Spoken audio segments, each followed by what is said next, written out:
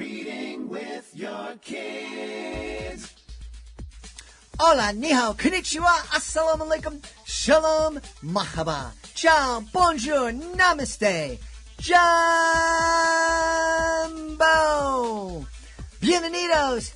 Hey, my name is Jedley. Welcome to Reading with Your Kids. We're coming to you from the beautiful, wonderful, historical neighborhood of Reedville, located in the southwest corner of Boston, Massachusetts. We're so very honored and absolutely delighted that you're joining us in our mission to help all families grow closer through reading. We do that by sharing fun, thoughtful, and thought-provoking conversations with fascinating people who just happen to be writing books for kids of all ages. Please be sure to tell all of your family and friends about the show and let them know that they can hear us on the WREB AM/FM 24/7 radio network, and they can find us on the iHeartRadio app, Spotify, Apple Podcasts, Amazon Music, Good Pods, Audible, Podcast Addict, Castbox, Player FM, Boomplay, Ghana, Himalaya, wherever you find your favorite shows. We have three wonderful guests on today. First, helping us to celebrate the 4th of July, Bob McKinnon returns to the show to celebrate his brand new book. It's called America's Dreaming. And joining us later in the show, Laura W. Carter and Anna Doherty, the author and illustrator of A Stiminous Fourth. This episode is brought to you by Takedown by Laura Chauvin. It's the perfect family read to celebrate the Summer Olympics. In Takedown, Lev is determined to compete at the State Wrestling Championships, but then he's paired with a new partner who happens to be a girl. Lev and Michaela push each other to excel, but when they meet on the mat, only one of them can win. Takedown is a multiple award-winning and state list-nominated middle grade novel about families, friendship, and hard work. Get your copy today at bookshop.org or check out the free educator's guide that you can find at laurachauvin.com. Are you looking for a creative way to bond with your kids? Let me tell you all about Drawing with Your Kids, the ultimate destination for artistic adventures. Join us as we dive into the wonderful world of children's books with renowned illustrators guiding you step by step. From beloved characters to whimsical scenes, unleash your imagination and create cherished memories together. Whether you're a seasoned artist or just picking up a pencil, there's something for everyone at Drawing with Your Kids. Please visit our website, readingwithyourkids.com, and click on the Drawing with Your Kids link at the top of the page and let the creativity flow. Drawing with Your Kids, where every stroke brings stories to life. Friends, if you've been listening to Reading with Your Kids, you know how important we think social emotional learning is. Well, what if you and your kids can learn all about emotions by simply reading a bedtime story together? Introducing Bella Santini and the Land of Everlasting Change, the award-winning fairy tale book that has captured the hearts of parents and children alike. Join Bella Santini on an unforgettable adventure through a strange and magical world. This book has been called a life-changing masterpiece that will empower children and allow them to understand themselves and the world in brand new ways. It is the winner of the prestigious Golden Wizard Book Prize and the Mom's Choice Awards. Get your copy today. Bella Santini in the Land of Everlasting Change, a magical journey to emotional growth awaits. Join us right now from right outside of New York City. Our guest is returning to Reading with Your Kids to celebrate his brand new book. It's called America's Dreaming. Please welcome back Bob McKinnon. Hey, Bob, how's it going? Hey, Jed, it's going great. Thanks for having me. Delighted to have you on. We had a great conversation about Three Little Engines. Am I getting the title right? Yes, you are. It's a super book, super conversation, and I can't wait for you to tell us about America's Dreaming. Yeah, so America's Dreaming, it's an altogether different book. It's inspired by my own experience when I moved, from Boston to rural Pennsylvania. I'm sure you can appreciate this. I had moved and I went from a land where sometimes I like to say like the letter R doesn't seem to exist to one where they thought every word should have 3 or 4. So you went from Pakanyaka to parking your car. And so I looked different. I sounded different. It was not an easy transition. And fortunately, there was a really kind teacher by the name of Mr. Downs who he just created a really welcoming atmosphere. And so, that sort of experience of being new and different and not feeling like you're particularly welcomed or that you belong or are seen, but knowing that there are teachers and books that can help, ease that journey, was the foundation for the story. And as I began thinking about it and writing it, I didn't really appreciate how common an experience that is. Each year, over 5 million kids will step into a school for the first time. Wow. And, 70% of kids like me will change school districts. Mm-hmm. And some kids, 17% of them, will go to 4 or more schools. And, research will show that if that transition doesn't go well, if they don't feel welcomed or like they belong, then that can lead to all kinds of issues that sort of linger through life. Things like, feeling down or depressed or mental health issues or not graduating because you're always opting to sit in the back of the class and not get called on. All these things have a compounding effect. And so that was the origin of why I wanted to tell the story. Yeah. I was fortunate to not bounce around from school to school. But it's amazing, that number, 5 million kids every year. Yeah. And it's not just, yes, obviously it's in schools, but it's also like, I coach 3 of my kids' soccer teams, and I see when a new kid joins the team, right? They're going into a group of people who are familiar with each other and joking around, and they're just like the new kid and trying to figure out how to do it. So, we see that, with our kids, we see it in society. It's part of, I think, the quintessential piece of America to welcome people, and yet we don't always do as good a job as we would like. Yeah. I was talking to somebody the other day and joking, and I grew up in a city neighborhood where all my friends were my friends forever, Yeah. and half of my friends were part of my family. When I went from the public school to a high school, a Catholic high school outside my town, I remember being very apprehensive because I knew I needed to make new friends, and I didn't know how to do that because I never had to. Yeah. I mean, the opening line of the book is, have you ever felt all alone in a crowd? And you see the narrator of the story, America, actually you don't see her, but I'll explain that in a second. You see their perspective just looking at the sea of people and how daunting that is. Mm-hmm. And it's a very natural feeling of like, what am I getting myself into and how is this going to feel? And I'm anxious and nervous. Are people going to like me? How am I going to make friends? It's something that we experience, when we're young, when we're old, and every stage in between. And yet it's important for other people, like in this case, my teacher, we have the power to create environments that are welcoming mm-hmm. and to put people at ease mm-hmm. and have them be seen. So, it's a reminder that that's part of what, being an American is, to sort of make sure that we are living up to that standard. I was speaking to an author last night, about her book, and she was telling me, and unfortunately we had some technical issues, so hopefully we'll re-record it and we'll remember the story. But she was saying, when she was in kindergarten, she had grown up really alone and didn't know how to make friends. And so when she went to school, she was frightened to the point where she went and hid under her desk in the school. And the teacher invited the rest of the kids to go under their desks too. And it made such a difference, I love the idea that you're challenging us to reach out and be that welcoming person, be like that teacher.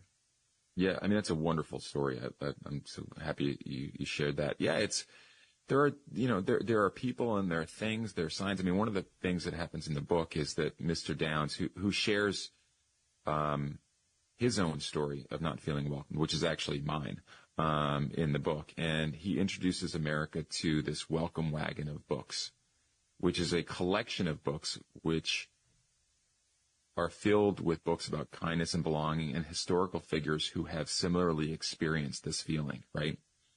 And then, America brings some of these books home, and that night they come to life, and America is inspired by their stories. Mm-hmm. And so part of what we're doing in conjunction with the launch of the book is we are, I'm hoping to donate 100 welcome wagons to schools across the country, and working with a couple nonprofits to make that happen and identify schools that are in need. And part of it is, and we do have, actually, it's interesting and probably a little rare, at the end of my book, I recommend 15 other books that have a similar kind of theme, right? And I note that these are the kinds of books that would make a great start for a welcome wagon. But the specific books are almost secondary to this idea that having a welcome wagon is a signal to a kid that you're welcome here. Yeah. And that there are journeys and stories that you can learn from. And so, and when we'll be hopefully putting out resources where any library could create their own wagon. It's this idea similar to like a buddy bench where, like, how do we, not only through our individual actions, but by the things that are in these spaces, basically signal to people, especially our children, that like, hey, you're welcomed here. And this is some stuff to help you feel more so. I think that this is really needed now, not only for those 5 million kids that are going into a new school every year, but I think it's something that could help our country as a whole kind of really get out of the struggling situation that we find ourselves in. This sense of if you're not on my team, you don't agree with everything I say. Yeah. I don't want to talk to you. Yeah, I mean.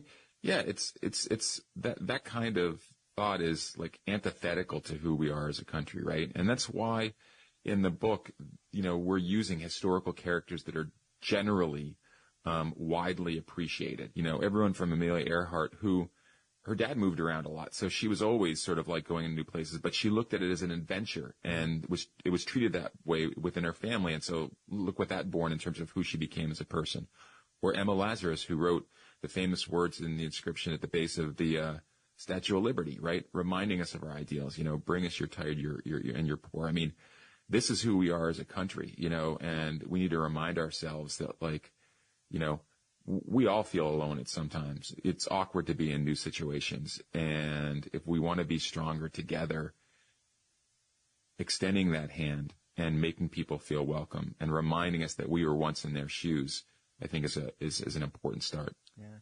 How do you think we got away from that? Because the term welcome wagon, that was, back in the 60s I heard about, you move into a new neighborhood and the people come over and welcome you. And I haven't heard that phrase in decades. Why do you think we got away from that? I don't know. I mean, I do think, I inherently think people are sort of kind and good. And do desire to sort of welcome people when appropriate. And one of the organizations that we're talking with and hoping to work with is called Welcoming America, right? And they've got a program, a series of programs, but also they have Welcoming Week, which is in the fall, where it is this reminder of like, there's a lot of people and communities out here who are doing this pretty well, but sometimes in our charged political climate, if you just read the news, if you just was spending time with your phone, you can get that impression that people aren't welcoming or caring. But I actually think that, when you go inside of communities and when the call goes out, that someone, we've seen this before in our own place where refugees have come in from Ukraine or whatever. And it's like, we got to help them. What can we do? And I think that, this is sort of happening. We're not lifting it up the way maybe we should as a society in our commentary and our news. I mean, you could fill, of course you could fill, 30 minutes of the nightly news with stories of division, but you could easily fill up those same 30 minutes with stories of unity and belonging. Yeah. Well, I'd like to challenge any news media people that are listening to this. How about maybe not 30 minutes, but at least get 5-10 minutes of some positive news on your program. Yeah, I'll give you a small little example, by the way, things that doesn't require the news, but individuals. Like sometimes our lives are busy. We're sort of doing day-to-day stuff. We are understandably sort of overwhelmed with what's going on around us. But to stop and pause and to remember and appreciate those people who have made us feel welcome is really critical. And I remember it's part of a different initiative a couple of years ago where every day in the month of November, I was going on to social media and thanking someone who had played a role in helping me get to where I am. And I would try to tag them, right? So they knew it. And in other cases, I would reach out directly if I had their contact information. And so I hadn't spoken to Mr. Downs, my teacher, in, decades, since I probably left. And so I tried to reach out to him. And so, power of the internet, I Google, and sadly, the first thing I discover is that he had died just 2 weeks earlier. Oh. So had I reached out 2 weeks earlier, I could have just told him thank you, Mm-hmm. And so, the book is also a love letter to teachers and people who put books in our hands and people who write stories that make us feel good, and a reminder that we should make it a regular practice to make sure that they know what they meant. Because I do believe when we share these stories individually as well as in the media, it has a cascading effect, where you then want to sort of reach out and thank somebody else. Mm-hmm. And so anyone listening right now, if you had someone in your life who made you feel welcome, teacher, parent, neighbor, whatever, doesn't take more than a couple minutes to send a quick note of thanks, and I'm sure you'll make their day. Yeah. I'm smiling because at that high school that I went to, I was joined the soccer team, and I wasn't a very good player. Wasn't very athletic, but I was able to bang people and knock them down, and I remember, and I never felt a real member of that team. I was just like the last person to get picked if we were doing a scrimmage and maybe play 2 minutes in a game.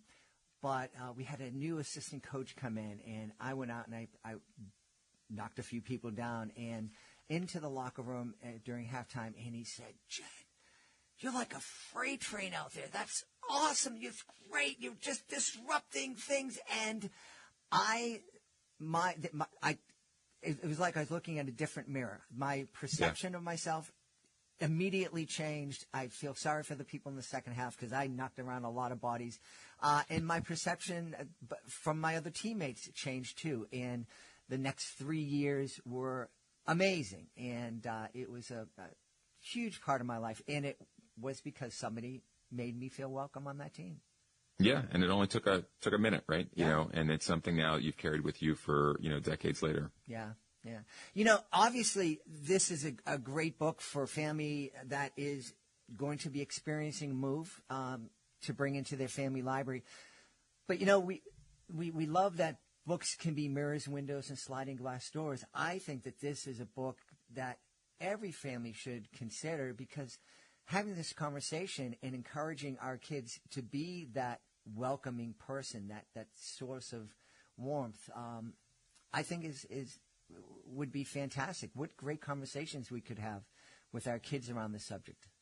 Yeah, I mean, the other thing, too, it's interesting is that, when America first experiences, the difficult first day of school, there is sort of laughter and teasing from other kids, but it's not, I mean, you don't see who's saying it. It's not like they're trying to be bullied. They're laughing because someone fell down. I mean, little things like that, not great behavior, but not malicious. Mm-hmm. And there is also this sort of realization that they have at the end in terms of the behavior that they can. In fact, there's a line at the end, like, you don't want to come play soccer. I mean, and so it is this signal that, yes, you could be the kid who needs to be seen, and this can help you with your difficult transition. But it's also a book that helps all kids, and for that matter, adults, remind us of the kinds of ways we can model behavior mm-hmm. and create environments that are much more welcoming. Yeah. I mean, there's another thing I didn't mention that's also distinct about the book that I think also makes it pretty universal is, and I don't know if there's a lot of books out there that do this or have done it, but we never see the main character in this book. Mm-hmm. America, you see only from their perspective, and you see it in ways that, hats off to my illustrator, Huang. She did a tremendous job. Think about sort of like trying to, illustrate a book with one arm tied behind your back because you can't show the main character. And yet you're seeing little things like, what America sees as one of their tears falls down to the floor, or the perspective of looking at sort of walking into a big crowd, or the dizzying feeling after you've fallen down and people are sort of teasing and laughed. I mean, it's very moving illustrations, but it's a reminder that we can very easily put ourselves in America's shoes, right? Where it's like, this is what it must feel like to be someone who feels alone in a crowd or is being teased. And then similarly, someone who is then inspired by books and the stories of others to stand up and ask to be seen and to introduce themselves into a class where now they feel like they can belong and they have a right to be there. And so I think that perspective taking is a really powerful way to tell a story and to engage if you are a parent reading to a child. Mm-hmm. Mm-hmm.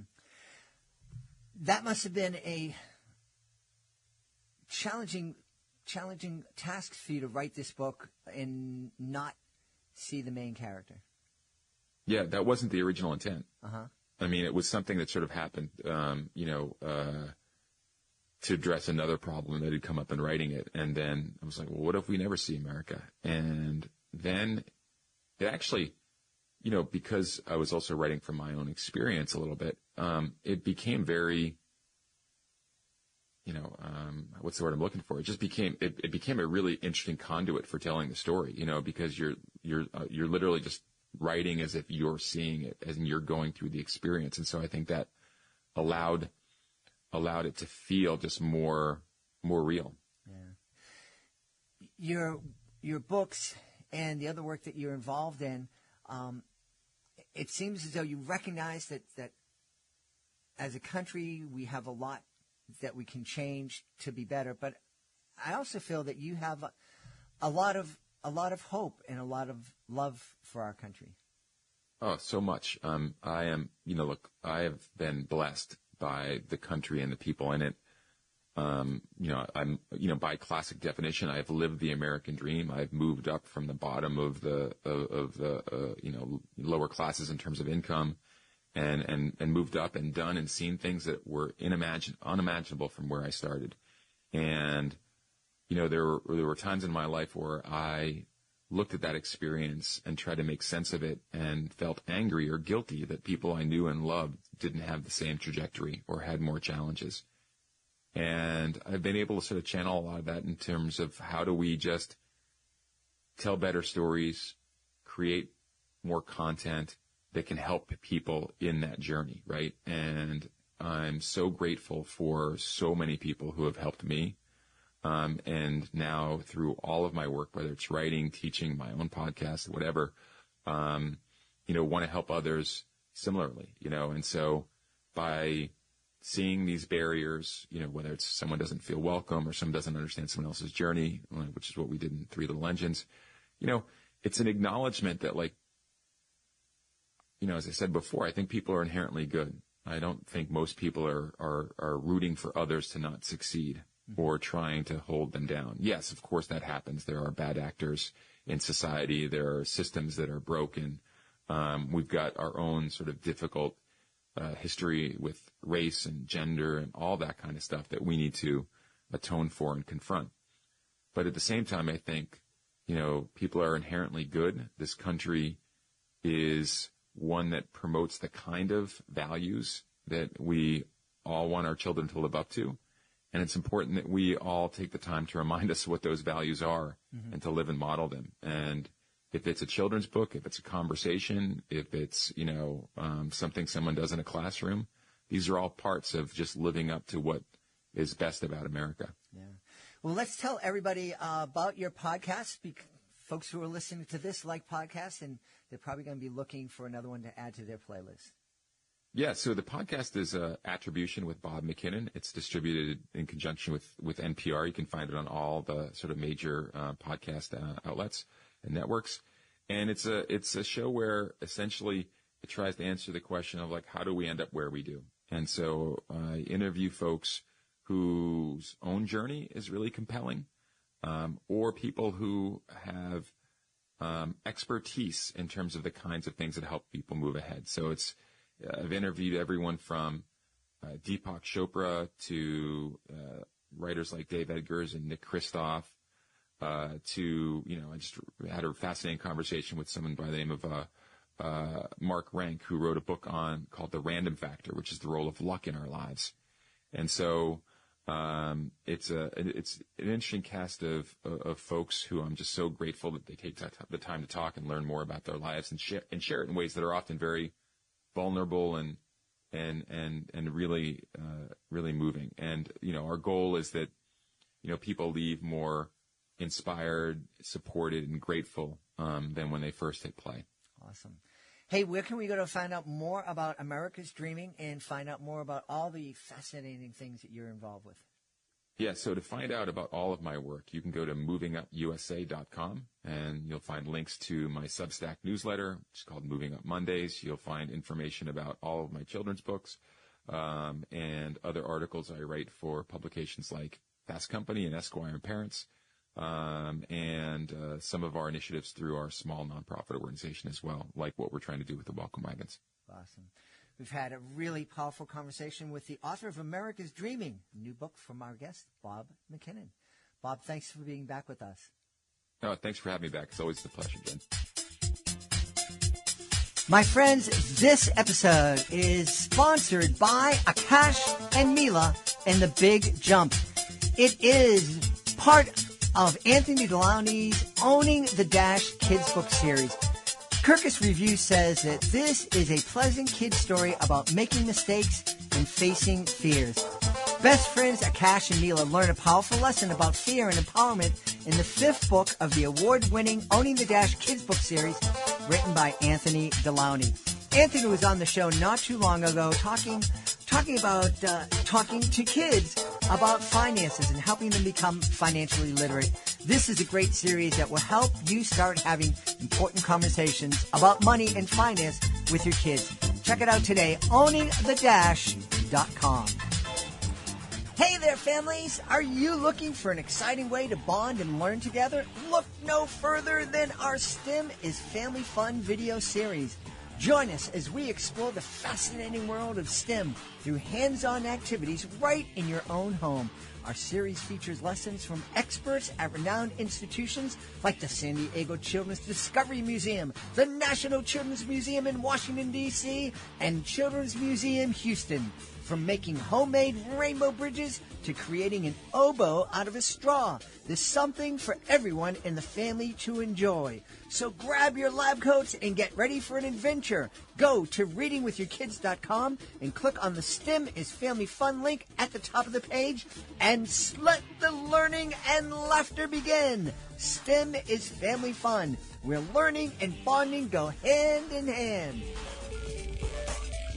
My friends, if you and your kids enjoy our STEM is Family Fun series, then I know you will absolutely love Astronaut, Aquanaut, How Space Science and Sea Science Interact, a fantastic book written by our Dean of all things STEM and STEAM, Jennifer Swanson. It is a Reading with Your Kids certified great read. Journey from the deepest trenches in the ocean to the farthest humans adventured into space and learn what it takes to explore these extremes. You just might be surprised by how similar the domains of astronauts and aquanauts really are. I love this book. It is one of our first Reading with Your Kids certified great reads. The photography in this book is absolutely amazing. And Jennifer Swanson's writing it just will captivate your kids and inspire them. Check it out today. Astronaut, Aquanaut, How Space Science and Sea Science Interact.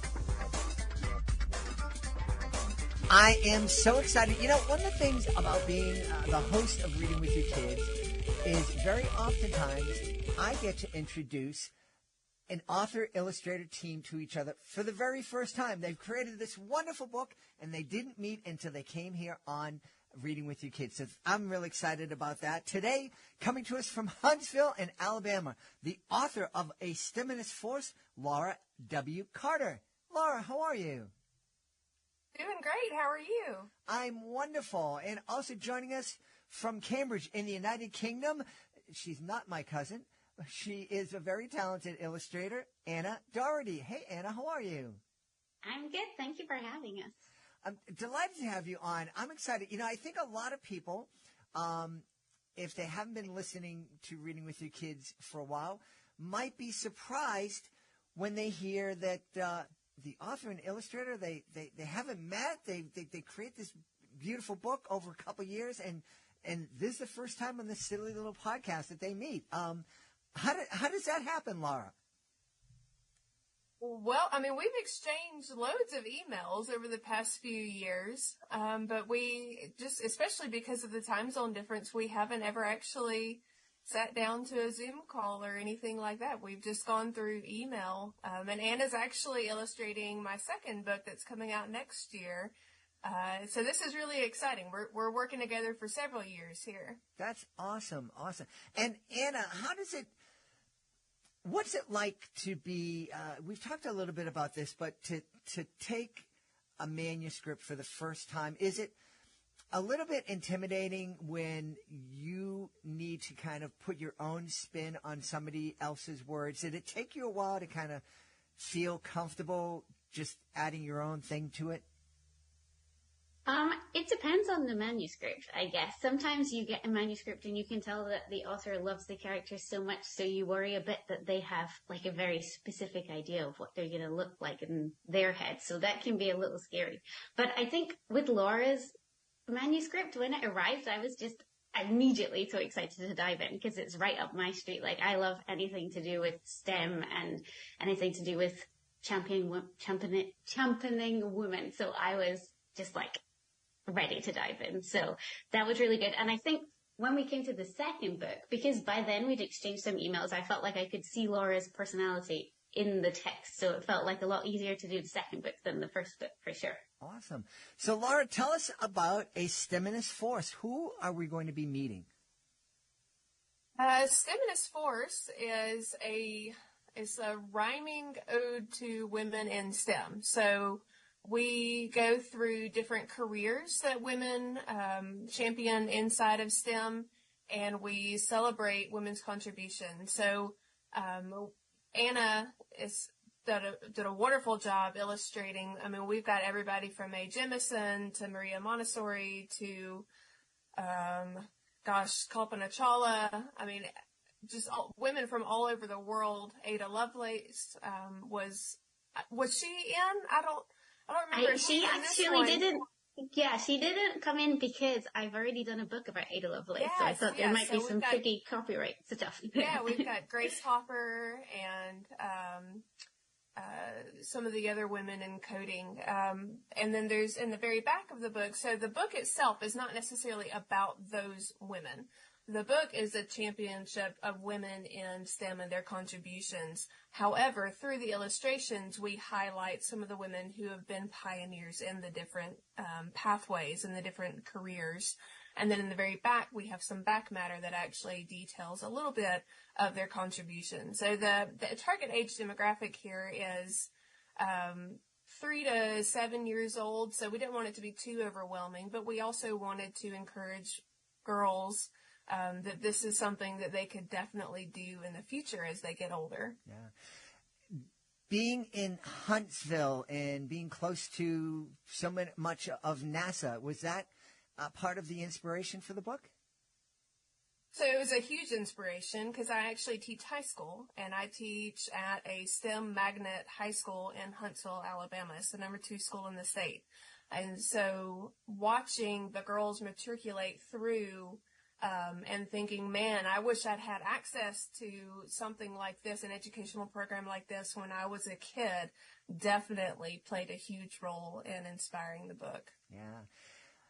You can hear, Anna, I don't know about you, but I can just hear the pride that Laura has in her school as she was talking about the school. And it is number 2 in the state. And that's really wonderful. I think that's fantastic. Yeah, it's a great school. I love teaching there. If I'm teaching in Alabama, it's going to be at that school for sure. That's wonderful. Tell me, Anna, in drawing these figures from real life, did you go and do research and find pictures or was it? That's a dumb question. I have to get that. No, not at all. Yeah, so actually Laura was amazing because she made this huge document for me where she'd already pre-researched all of these amazing women, and then I got to choose just who to pop into the background. So the book is kind of set out like it's a parade of women and girls walking past each job, I guess. So it's kind of like you're traveling through the careers, and then we've like dotted in 3 to 4 different famous pioneering women from those fields into the background. And so Laura had collated like this huge like document of all of these women that I could choose. And so I then did some little background research on which ones I liked the best, or which ones I felt represented or would be good to represent the field. And then I did a little extra research on seeing their face from different angles and things like that. And then I drew them. Yeah, so I guess there was some research, mostly computer based because I couldn't go visit the women themselves. But Laura, is there somebody in particular that, in addition to being close to the NASA program, that inspired your love of STEM? That's a great question. I can't think of any person in particular who inspired a love of STEM. The irony is I actually teach history. But I am at this STEM school, and so I do incorporate STEM when and where I can into my classes. But some of the women who I definitely wanted in the book, people like Phyllis Wheatley, who I talk about, Rachel Carson, who's in the book, Maria Montessori with the student-led, inquiry-led learning styles, were definitely people I was excited about maybe getting in and highlighting in some of these different paths. Yeah. I have a niece that I am very close to, who's now studying biomedical engineering. And she's so excited about it, but she's at a wonderful university. But of course, she's like the only girl in most of her classes. We've talked, the podcast has been on for 7 years, and we've been talking to authors who've been encouraging girls, especially girls, to get into the STEM fields and explore the STEM fields. But here we are 7 years later, and my niece is in a classroom full of boys. What do you think is keeping girls away from STEM? Are there barriers, or is it just that this isn't something that girls are being drawn to or feel drawn to? Gosh, I think there's been a lot of research done on that particular subject, looking at why women choose the different paths that they choose. I do think there is an increase. There are some areas where women are actually starting to outpace men, and it usually is in the medical industry in particular, or in chemistry, something like that. But I think, I honestly, I don't know. And I say that from the position of, I actually started college as a chemistry major, and then ended up switching to history and going into education. And I love what I do, but I often wonder, if I had stuck with chemistry, what would I be up to right now? And I will say, I think personally, because a lot of our students do matriculate into college, university programs for science, I think a lot of it is exposure and knowing that those are options. Yeah. Chemistry, I always think back. I've had the pleasure of interviewing so many amazing people, scientists, neuroscientists, oceanographers, of course, authors and illustrators. I had the chance to interview one of the leading organic chemists in the field, and I have never felt so lost in my entire life, including the time I was lost on a mountain in a forest the entire day. It was scarier. It was scarier talking to this chemist than it was being alone on a mountain. I understand that. There's a reason I went to history. I think she said one thing. There was we can't investigate these things. They're so small, but the minute we look at them, we change them. And I'm like, well, how do you know that? How do you know what they were like before you saw them? And I just kind of gave up. Anna, talk. When the term STEM came out, shortly after that, I started hearing the word STEAM and people putting the art in there with science, technology, education, engineering, and mathematics. And I heard a lot of people say, they're just trying to cram the arts in there so they can get their bite of the apple. But I don't think so. I think that there is a real strong connection between the creative arts and the STEM fields. Can you, do you agree with me? And if you do, can you expand on that a little bit?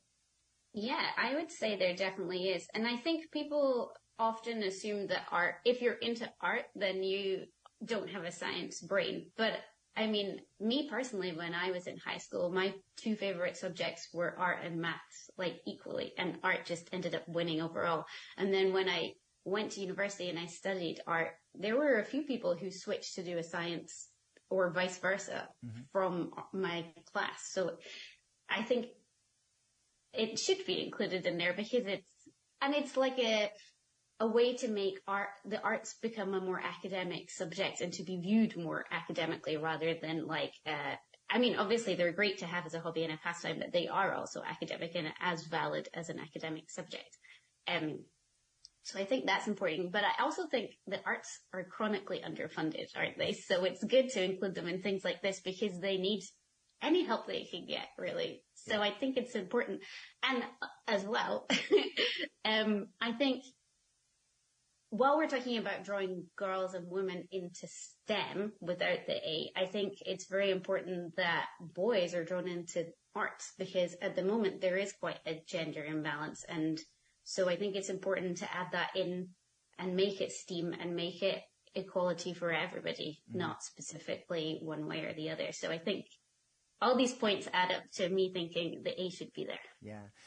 Well, I think it absolutely should be there because, in my conversations with a lot of engineers and other scientists here on the podcast, especially with engineers, they always tell me that their biggest job is to first find out what the problem is and then try to find a way to solve the problem. And with art, you're also trying to there's something I want to express here. What is it? And both the engineering and the other STEM fields and art, they need creativity.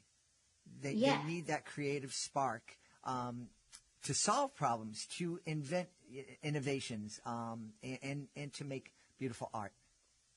Yeah, for sure. And so many jobs in STEM do require creativity, like not just engineers, there's architects or people designing new medicines or robots or, loads of jobs need that creative problem solving.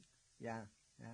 I'm wondering, Laura, are your students aware that you are the author of a STEMinist force? And if they are, what do they think? Yes, hopefully they're aware. I have a copy of it sitting behind my desk.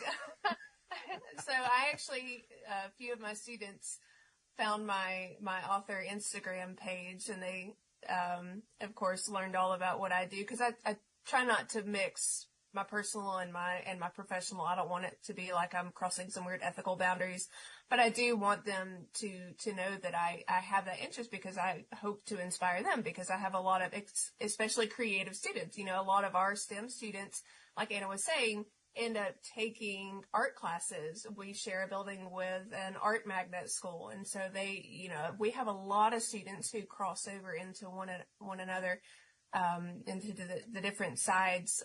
But they actually sent me a picture of them all gathered around at a Barnes and Noble at a local bookstore reading the book. And they said that they went around and were telling everybody that their teacher wrote the book. And that about made me cry. It was the sweetest thing.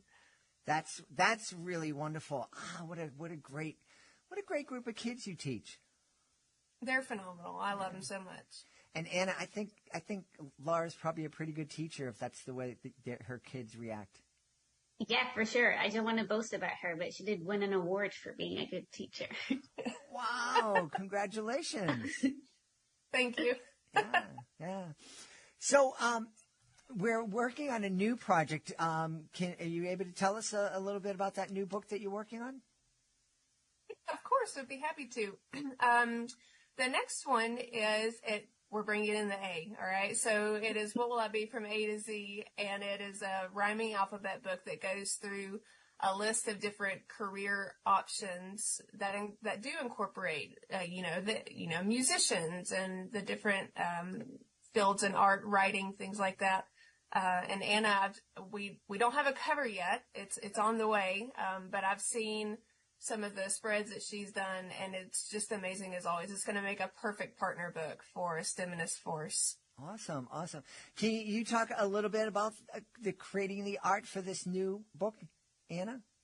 Yeah, for sure. So this one's a little different in that in the first book, STEMinist Force, it kind of felt like there was a flow of people through the whole book, whereas this one is more, each letter is an individual picture. So that was really fun to do because the idea behind the drawings is that it's like kids pretending to be that job. So it will be like the internist, for example, he's like doing medicine on his teddy bear and things like that. So it was really fun to like go through each job and imagine like a scenario and think back to when I was a child and like how I would have played at that job. And, so I had a lot of fun creating that artwork and trying to make it different for each page because you want to make sure that as you're going through the book, there's a lot of variation. Like some will be a close-up picture, some will be far away with a lot of children, making sure it's different color schemes and all that kind of thing. So, yeah, I had a lot of fun working on this book, and I can't wait to share it with the rest of the world. Yeah. Laura, I'm curious, what's your reaction the first time you see Anna's sketches? Oh, blown away. Absolutely blown away. I'm telling you, she's phenomenal. If you haven't looked at any of her other books, she's got loads of books out there now, and she's just phenomenal. I was so impressed with the quality of her work and the vision and how it lined up with mine. You know, for the alphabet book, the imaginative play, crossing into the inspiration territory for kids who could maybe see themselves, practicing medicine, with a stethoscope on their teddy bear, things like that. Just blown away. Familia's, I'm so happy that they were able to work out with Anna. Yeah. I had the opportunity to interview early on in the life of the podcast, had a chance to interview Christopher Robin at Familia's. Oh. And one of the things that blew me away was when he told me, it can take from 2.5 to 3 years from the moment we buy a manuscript till the day the book gets on the shelf. And I'm like, what? That seems crazy. Yeah, throw in a pandemic, and it's been like 4 or 5 years, I think. Wow. Yeah, and I always think I have a short end of the straw because I draw the pictures and then once I hand them in, there's usually a year till it comes out. But Laura has to wait even longer because she's written the manuscript before they even start looking for the illustrator. Yeah. Laura, so you're teaching in two different ways right now. You're obviously teaching in the classroom, but you're also teaching and inspiring kids with your words. When you're in the classroom, you get that immediate response. When I'm doing my education magic shows on stage, I'm getting that. I do something and I get a response back real quick. I don't know what it would feel like having to sit and wait for 2 years before I hear back what kids think of my work.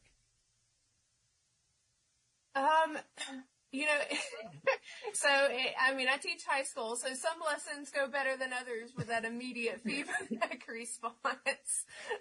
Teenagers can be brutally honest with whether they like an activity or not. Waiting, gosh, I think I wrote a STEMinist Force back in, I want to say 2017. And so it sold, I think, 2020, 2021, somewhere around in there. And then it released in March 2024. And yeah, there were some major butterflies happening, the week leading up to it. And of course, I was very glad to sort of go through the process of prepping for book release with Anna by my side, because she's a pro at this point. But it was really nice.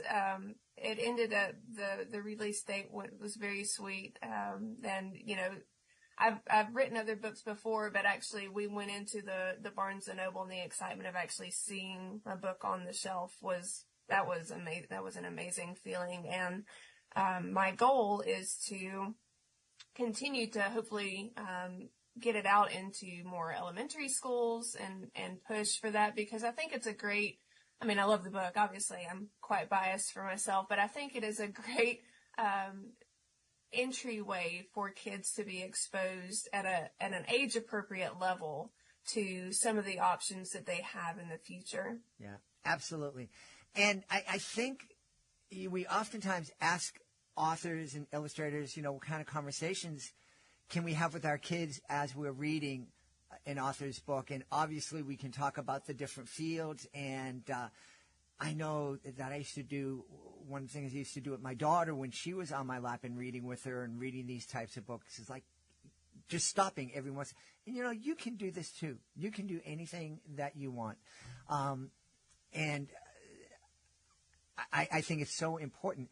I also think as we're looking through this book and the way you've described it to me, Anna, I think it would be great fun for families to look and see some of the characters, some of those historical STEM figures that you're drawing into the background, and say, let's do some research and find out about these different scientists and engineers.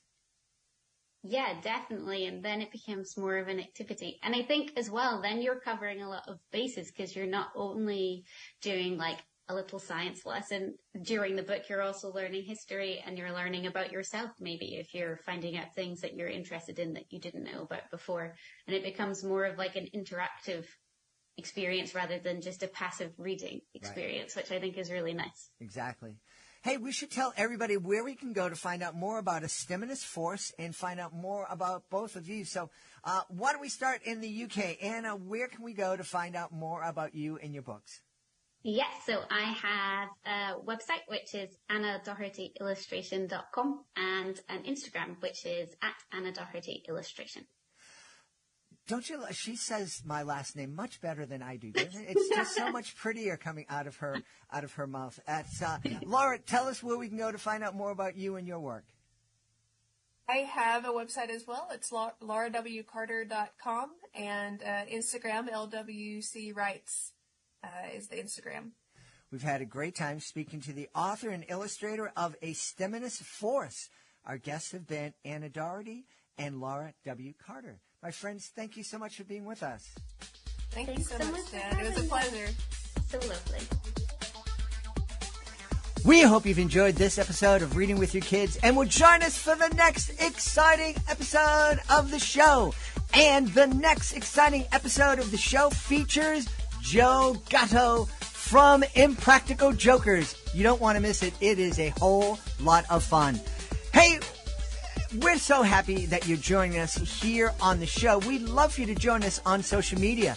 Facebook.com/readingwithyourkids, @readingwithyourkids on Instagram, and @JedleyMatic on X or Twitter or whatever it happens to be called today. We have a great YouTube channel, youtube.com/readingwithyourkids. You heard us celebrating our STEM is Family Fun and Drawing with Your Kids video series. You can find both of those series on our YouTube channel, youtube.com/readingwithyourkids. We'd love for you to visit our website, readingwithyourkids.com.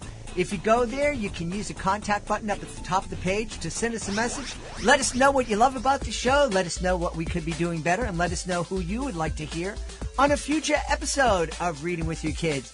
And speaking of letting us know what you think about the show, we'd love for you to tell the world what you think about the show by leaving a review and a rating at whatever podcasting app you listen to the show, especially at Spotify. We want to really kind of bump up our presence over on Spotify.